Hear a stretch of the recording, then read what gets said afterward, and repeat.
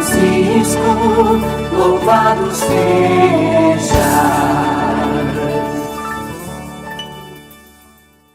Quem chega na Basílica, em Canindé, no Ceará, é acolhido por uma imagem que tem mais de 200 anos e que para muitos romeiros e devotos é a imagem real de um Francisco que acolhe as chagas e a cada um que chega cansado, fadigado e esperançoso aqui.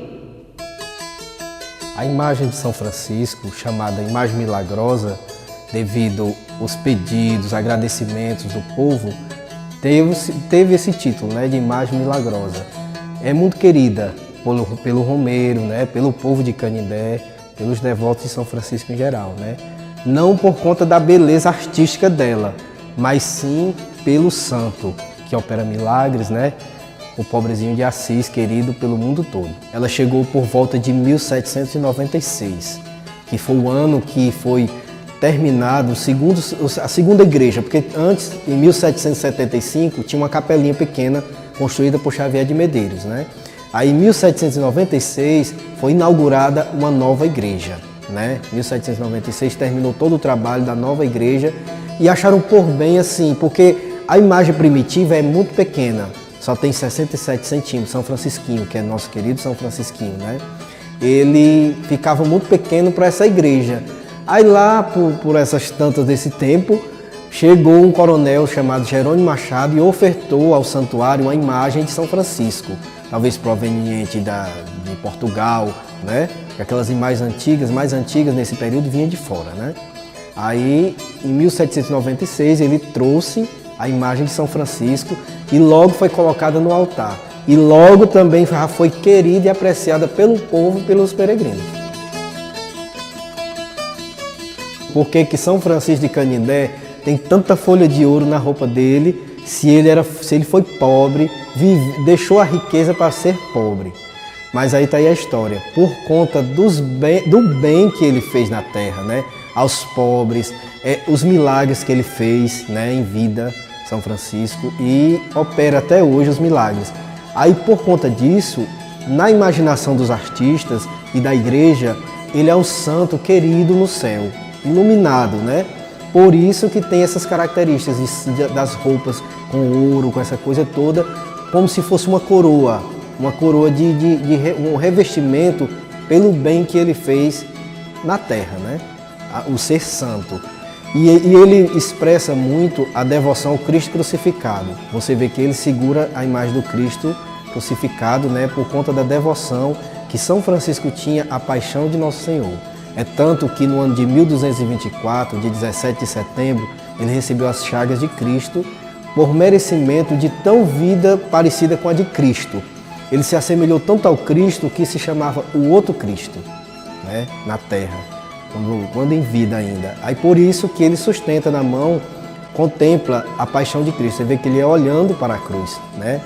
E esse riquíssimo esplendor que é na cabeça dele, que espécie de coroa, foi dada por conta da santificação dele também, né? Mais um adorno por ser santo, porque você sabe que todo santo recebe esse tipo uma auréola na cabeça que diz que ali é um santo. E São Francisco tem a sua também por conta dos seus méritos e de sua santidade.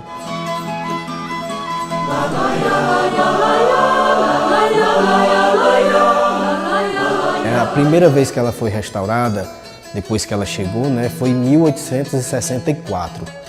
Ela foi enviada daqui para a Bahia, por conta que naquele tempo no Ceará não tinha restauradores profissionais para essa obra de arte, né? A segunda vez foi em 1982, por Frei Manuel Sales, né, na gestão do pároco Frei Lucas Dolly. E a outra também em 2005, na gestão do pároco Frei Carlos Antônio Silva Santos. Ele teve também essa ideia de mandar restaurar novamente e foi por Frei Manuel Sales também. E agora, em 2020, Frei Ronaldo, vendo que estava um pouco danificado, já estava precisando de uma restauração, também foi enviada para Fortaleza, foi restaurada por um amigo nosso, que é o restaurador lá em Fortaleza, que restaura imagens sacras das igrejas lá também, chamado Fabrício, que fez essa belíssima obra de arte aí na pintura, reorganização das cores originais, né? porque ele tinha perdido muita originalidade de vida esse tempo todo, sendo repintado, e dessa vez não, ela foi totalmente recuperada aos traços originais que ele, quando ele veio em 1796.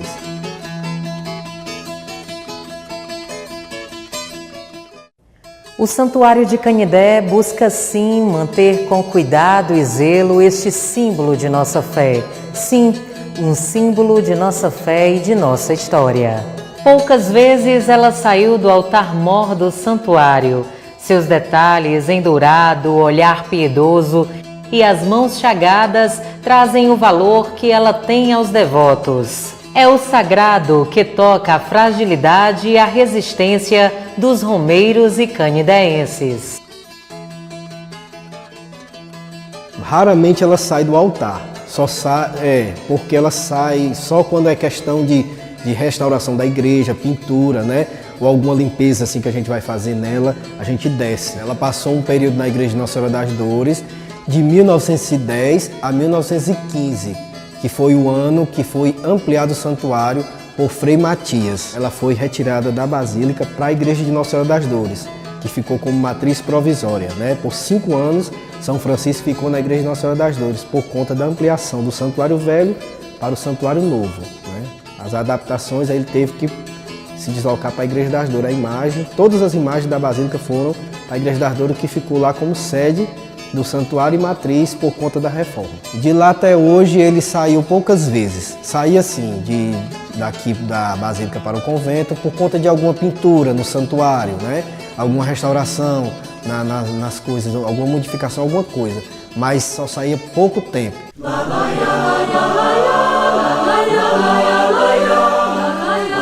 Aconteceu um fato, né? Que quando a imagem chegou aqui, conta os historiadores mais antigos, Manuel dos Santos Lessa, Antônio dos Santos Lessa, conta nos seus escritos que aconteceu um fato curioso quando chegou a imagem de São Francisco no santuário. Eles colocaram ele no meio da igreja, que antigamente vinha naqueles caixões de madeira, né? As imagens vinham de fora, por navios, vinha todo encaixotado de madeira. Quando eles abrem o caixão que vê a imagem de São Francisco, de repente sai um rato de dentro da imagem, da caixa que vê a imagem, né? Eles correram, conta que eles correram atrás desse ratinho e ele se escondeu por trás do altar-mor do santuário antigo na época, né? Ainda era o santuário antigo. E ficou lá, entrou por trás do altar, é tanto que correram algumas pessoas para ou matar ou saber para onde ele ia. Ficou por trás do altar e até hoje ninguém sabe onde é que esse rato entrou, saiu. Ou procuraram, não o encontraram mais. Mas que ele saiu nessa direção e ficou por debaixo do altar. Mais um fato curioso também, porque o povo de Canindé se apegou muito à imagem milagrosa de São Francisco, essa atual que a gente está falando, e se apegaram muito a ela, que em 1888 ia ter uma grande reforma no santuário, né, no antigo santuário. Uma reforma assim, de entalhes dos altares, repintura das coisas, né, organização. O padre Alexandre Melo, ele teve a ideia de levar para a Igreja de Nossa Senhora das Dores, né? As imagens para deixar o santuário desocupado para restauração e tudo, mas o povo não aceitou na época. Houve confusões, por conta de superstição também, né? O pessoal naquele tempo era muito supersticioso, se tirasse a imagem de São Francisco do nicho, do trono dele, podia acontecer alguma coisa, né? Aí o pessoal não deixaram o padre levar o santo para a Igreja das Dores, na época, né? Mas mais na frente, em 1915, Frei Matias foi o grande responsável pelo novo santuário, a construção do novo santuário. Ele antes preparou o povo, já que sabia desse fato que tinha acontecido há anos antes, mas ele preparou o povo antes para, quando chegasse o dia de levar São Francisco, não acontecesse o que aconteceu com o padre Alexandre Melo, né? Que em 1888 quis levar as imagens, o pessoal não deixaram por superstição, mas Frei Matias preparou tudo, conversou com o povo e não teve nenhum problema. Passou 5 anos na Igreja de Nossa Senhora das Dores e retornou no dia 2 de maio de 1915, quando foi bento provisoriamente o santuário. Ainda não acabado por total, não é? Mas foi reentronizado no dia 2 de maio de 1915. Outro fato é que aconteceu na primeira restauração de São Francisco. foi um devoto de São Francisco do Aracati, veio aqui em Canindé e se ofereceu para custear as despesas da restauração da imagem de São Francisco. Ele é do Aracati, mas só que antes dele ser enviado para Salvador, na Bahia, ele passou por Aracati. O homem teve essa ideia, essa brilhante ideia de passar lá, porque ele morava em Aracati e ele visitou algumas igrejas lá. E pernoitou na igreja do Senhor do Bonfim, que lá tem uma igreja do Senhor do Bonfim. Conta no antigo, o historiador que nos conta, diz que tiraram de um jornal, o Aracati, de 5 de novembro de 1864. Tem essa notícia, né, que São Francisco teve na cidade do Aracati. A única cidade que São Francisco visitou no Ceará, depois de Canindé, foi em Aracati.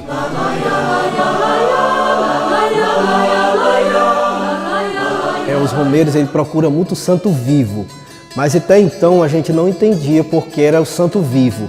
Porque assim, eles verem São Francisco sorrindo, você vê que o nosso São Francisco é sorrindo, e ele tem muita aparência de estar vivo, assim, parecido mesmo com um ser humano vivo mesmo. Aí daí o pessoal vê que ele está vivo, e se espalhou essa notícia assim, olha, a gente vê São Francisco como se fosse vivo. Aí daí deu sentido também que ele está vivo no altar, né?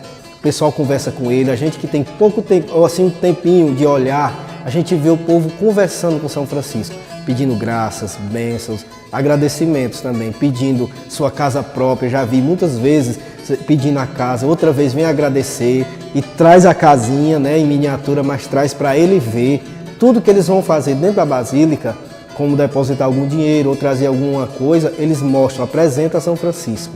Ou então, com alguém que fica em casa, manda, tá aqui, fulano mandou para você, São Francisco, estou aqui colocando nos seus pés. Ela se encontra aqui na Capela de São Damião, que é uma capela reservada, né, aqui da Casa dos Milagres, que foi feita para os batizados e para eventos menores, né?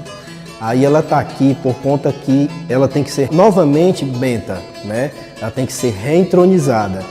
Aí a gente aguarda o dia, tem um dia próprio, os frades vão se reunir, vão ver um dia próprio para colocar a imagem novamente de novo. Vai ser novamente benta, porque não pode colocar sem antes a bênção, né? Porque ela recebeu uma nova pintura, nova restauração, né? Em total dela, né? Aí ela precisa ser abençoada novamente. Aí os freis vêm nesse dia, aí a gente coloca novamente no altar. Aqui quem chega e faz o seu pedido sente o toque fraterno de Francisco e também assume um compromisso de fé. A distância entre o altar-mor e os fiéis que se ajoelham é suprimida pela esperança dos devotos. São mais de 200 anos convertidos em compromisso, em amor e fé. Na Basílica Santa Imagem, enche de fé e coragem essa imensa multidão que aos seus pés ajoelhada, após longa caminhada, faz aqui sua oração.